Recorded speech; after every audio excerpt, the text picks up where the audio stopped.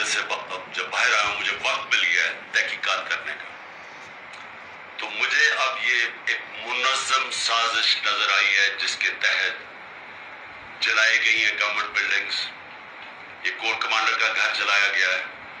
जो भी मुझे पता चला है कि तकरीबकारों को बीच में डाला गया बंदूकें लेके, उन्होंने लोगों को इश्तियाल दिया। हमारे पास अब वीडियो एविडेंस है इसकी। मैं ये चाहता हूं कि एक इंडिपेंडेंट इंक्वायरी हो। कभी भी जज फैसला नहीं करता जब तक वो दोनों तरफ ना सुने। इस वक्त वन साइडेड बयानियां चल रहे सारे इलेक्ट्रॉनिक मीडिया पे, और वो ये जो सारे माफिया बैठा हुआ है, जिन्होंने फायदा उठाया, जिन्होंने बल्कि जिस तरह मुझे पकड़ा गया, फौज मुझे पकड़ के लेके जा रही है, और जिस तरह पकड़ा गया उसका जो रद्द अमल आना था उसका फायदा उठाते हुए सारा नजला तहरीके इंसाफ के ऊपर गिराया है, जो कि और लोग थे करने वाले। और जब भी इंशाअल्लाह इंडिपेंडेंट इंक्वायरी होगी, हमारे पास वीडियोज हैं जो लोग इस पे शामिल थे, जिन्होंने प्लान तरीके से ये सारा किया। जिस पार्टी ने 27 साल कभी किसी किस्म का इंतशार नहीं किया, जिस पार्टी ने जब उसके चेयरमैन को गोलियां लगती है कत्ल करने के लिए, तब भी हमने तो कोई तोड़फोड़ नहीं की, कोई जलाओ घराव नहीं किया।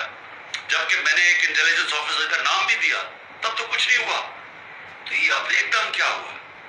ये एक प्लान है, प्लान था पहले से, लंदन प्लान, तहरीक इंसाफ को बैन करना है, इमरान खान को जेल में डालना है, इनके लोगों को हरासा करके जेलों में डालना है, खौफजदा करना है ताकि कोई निकले ना। ये है प्लान।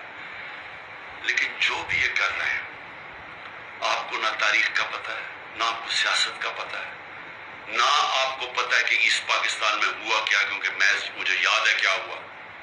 कैसे ही कोशिश की गई सबसे बड़ी जमात से और मुल्क को तबाही की, मुल्क को तोड़वा दिया गया। आज उससे भी खतरनाक कोशिश की जा रही है। तो मैं सारी अपनी कौम को कहता हूं कि इस साजिश को आपने शिकस्त देनी है। पुरअमन एहतजाज करना आपका आईनी हक है। हम भेड़ बकरियां नहीं हैं। हम ये जो कोशिश कर रहे हैं कि हम इतने खौफजदा हो जाएं कि ये जो मर्जी करें, हम बस सहमे बैठे रहे कि जी हमें जेल में ना डाल दें। मेरी कौम गौर से सुन लो, ये है वक्त अपनी हकीकी आजादी लेने का। इस कुछ जाया ना करना, आगे ऐसा वक्त नहीं आएगा। शुक्रिया।